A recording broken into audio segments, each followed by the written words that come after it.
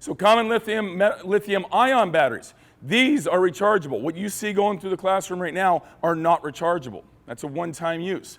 They're they have good memory resistance. You guys remember like the old NiCad batteries with the radios or air monitors or any other type of device that had a NiCad battery back in the 90s and 2000s?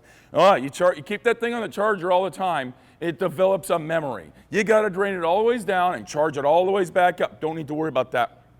These things hold a charge for freaking ever. NiCads don't, right? They dissipate over time. I've got batteries from our Spokane Town Hall and the battery burns that are still holding 100% state of charge, not full 100, it's like 80% state of charge, 2.5, 3 years after the event.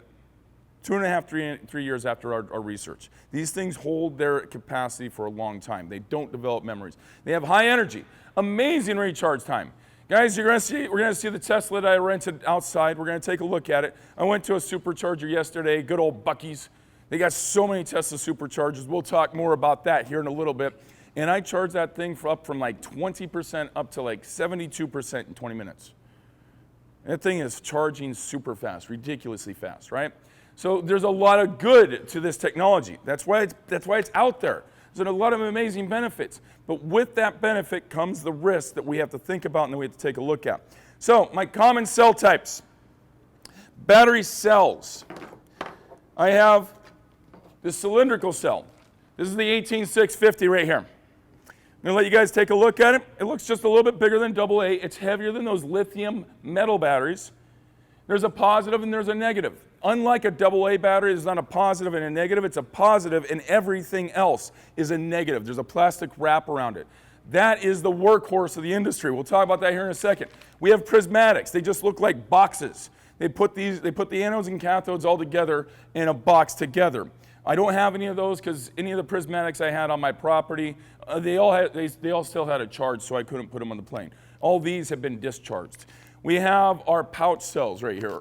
These are our pouches. This came from a tablet. You see a working, functioning one, and then you see one that's actually gone in thermal runaway. I'll come and bring over another set of pouch cells. We see the pouch cells typically in our cell phones, our laptops, our tablets, other things like that. My captain from our ladder truck ended up providing this little power bank to me of a pouch cell that's actually gone into a light thermal runaway, and it has failed. So we'll see that. We see that happen.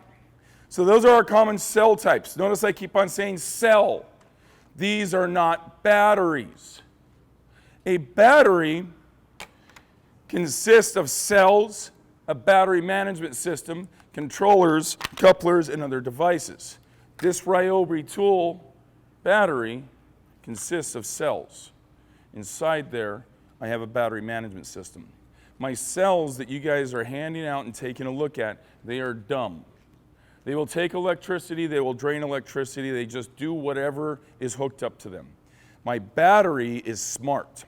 When you plug in your power tool into a charger, your smartphone into a charger, a car into a charger, any device that has a battery into a charger, that battery talks to that charger talks back to that battery to identify the state of what's going on in here. The battery is what protects the cells and goes through all this. So let's guys take a look at this. But we'll put this together here in a second because I noticed it took a little bit of work. I actually had to do a lot of ripping apart just to get this into this state. Batteries are difficult to tear apart for a reason. We don't want to be messing with cells. Cells are dangerous. Batteries are safe in the thought process, right? Not completely, but when you start taking a look at it, we can put this together and understand the context.